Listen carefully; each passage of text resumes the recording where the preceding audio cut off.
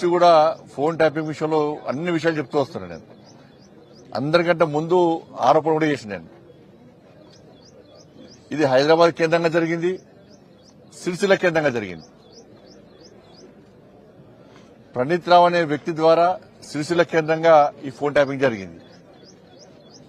సిరిసిల్ల కేంద్రంగా జరిగిందంటే ఎవరి అనుమతితో జరిగింది, ఎవరి కన్నుసరణలో జరిగిందో అందరికీ తెలుసు.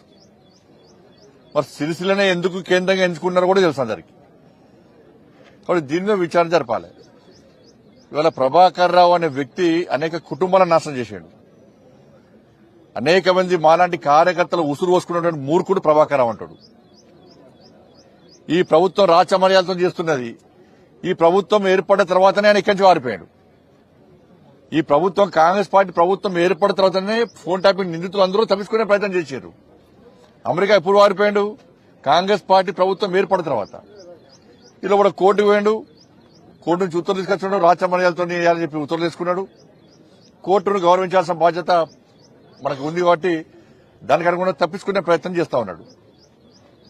ప్రభాకర్ రావు గాని రాధాకిషన్ రావు అనే వ్యక్తులు కానీ వీళ్ళిద్దరూ అనేక మంది ఇతర పార్టీలకు సంబంధించిన కార్యకర్తలు ఉసురు పోసుకున్న వ్యక్తులు వీళ్ళు.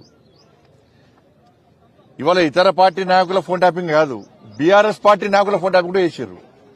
భార్య భర్తలింటే ఫోన్ వినడమే, కొడుకు తల్లింటే ఫోన్ వినడమే, జడ్జిల ఫోన్లు కూడా ఫోన్ ట్యాప్ చేశారు. జడ్జిలు కూడా కాబట్టి జడ్జిలు కూడా ఫోన్ ట్యాప్ చేశారు. కాబట్టి దీన్ని సీబీఐకి ఇవ్వాల్సిన బాధ్యత రాష్ట్ర ప్రభుత్వం మీద ఉంది. ఇదే ముఖ్యమంత్రి గారు ఎన్నికల సమయంలో అనేక సందర్భాల్లో సీబీఐ విచారణ జరపాలని ముఖ్యమంత్రి గారు కోరారు, రేవంత్ రెడ్డి గారు కోరారు. మరి వాళ్ళు ముఖ్యమంత్రి అయ్యారు. ఫోన్ ట్యాప్ విషయంలో విచారణ తూతూ మంత్రంగా సాగుతున్నది. వాళ్ళ కేవలం అధికారులకే పరిమితం చేయకండి. ఇవాళ వాళ్ళ వాంగ్మూలంలో ఏం చెప్పారు? పెద్ద ఆయన చెప్తే మేము ఫోన్ ట్యాపింగ్ చేస్తామన్నారు. పెద్ద ఆయన ఎవరు? పెద్ద ఆయనే కల్వకుంట్ల చంద్రశేఖర్ రావు అని చెప్పి క్లియర్ గా దానిలో వాంగ్మూలంలో స్టేట్మెంట్ లో రికార్డ్ అయి ఉన్నది ఆల్రెడీ. మరి స్టేట్మెంట్ లో భుజంగరావు రాధాకృష్ణారావు ఎవరో వాళ్ళిద్దరు స్టేట్మెంట్ ఇచ్చినప్పుడు రాధాకిషన్ రావు స్టేట్మెంట్ లో పెద్ద ఆయనే కేసీఆర్ చెప్తే మేము ఫోన్ ట్యాపింగ్ చేస్తామని చెప్పి ఆయన స్టేట్మెంట్ ఇచ్చినప్పుడు నోటీస్ ఎవరికి ఇవ్వాలి? కేసీఆర్ కు నోటీస్ ఇవ్వాలి. సిరిసిల్ల ఎవరి కేంద్రంగా జరిగింది? కేసీఆర్ కొడుకు కేంద్రంగా జరిగింది. మరి వాళ్ళిద్దరికి ఎందుకు నోటీస్ లేరు? అంటే ప్రభుత్వం వాళ్ళని కాపాడే ప్రయత్నం చేస్తున్నది. లోపాయికార ఒప్పందం కాంగ్రెస్ కును బీఆర్ఎస్ కు లోపాయికార ఒప్పందం. ఇవాళ క్లియర్ గా రాధాకిషన్ రావు వ్యక్తి స్టేట్మెంట్ ఇచ్చినప్పుడు ఇప్పుడు అదే అధికారుల వంగుల్లో మా బండి సంజయ్ ఫోన్ ట్యాపింగ్ చేసినాము, ఫలానా వ్యక్తులది ఫోన్ ట్యాపింగ్ చేస్తామని చెప్పినప్పుడు మాకు నోటీస్ ఇచ్చినప్పుడు దీనికి కారకులైనటువంటి వ్యక్తులు కేసీఆర్ అని చెప్పినప్పుడు కేసీఆర్ కు ప్రభుత్వం నోటీస్ చేయడానికి ఎందుకు వెనుకడిగేస్తున్నది? సిరిసిల్ల కేంద్రంగా ఫోన్ ట్యాపింగ్ చేసినప్పుడు కేసీఆర్ కొడుకు నోటీస్ ఇవ్వడానికి ఎందుకు వెనుకడిగేస్తున్నది? మీ ఇద్దరి మధ్య ఉన్న రహస్య ఒప్పందం ఏంది?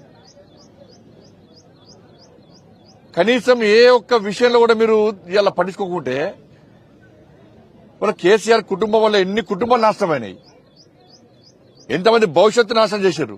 109 కేసులు పెట్టిరన్న మా మీద. 109 కేసులు, ఒక్కటి కాదు రెండు కాదు. ఇదే